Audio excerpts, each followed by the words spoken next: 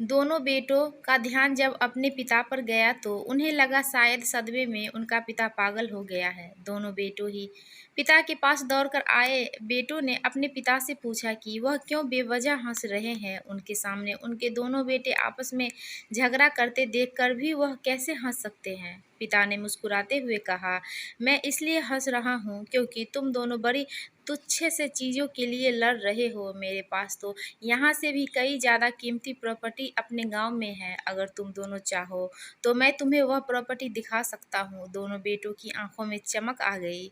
उन्होंने कहा, वह जरूर देखना चाहेंगे। अगले दिन पिता और दोनों बेटे कुछ सामान पैक करके गांव की बस में बैठकर अपने गांव के लिए निकल गए। गांव में पिता अपने दोनों बेटे को एक आलीशान हवेली की तरफ ले जाने लगा। वह जैसे जैसे उस हवेली के करीब पहुंचते गए तो उन्हें हवेली का असली रूप नजर आने लगा, जो अब एक खंडर में तब्दील हो चुका था।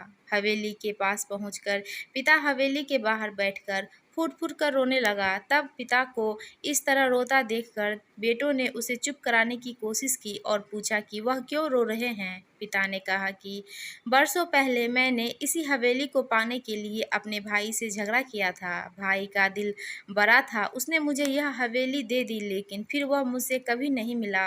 अब वह पता नहीं कहाँ जाकर रहता है और आज तक उसने मुझसे कभी बात ही नहीं की। देखो, जिस हवेली के पाने के लिए अपने भाई के अनमोल रिश्ते को खो दिया, वह हवेली आज किस हाल में है। तुम दोनों भी वही गलती करने जा रहे हो जो मैंने बरसों पहले की थी। तुम दोनों भी उन्हीं तुच्छ सी चीजों के लिए लड़ने लगे हो जिनकी आगे जाकर रिश्तों के मुकाबले कीमत शून्य होगी। दोस्तों, हमें किसी मूल्य वाली चीज से ज्यादा अपने अनमोल रिश्तों का महत्व देना चाहिए।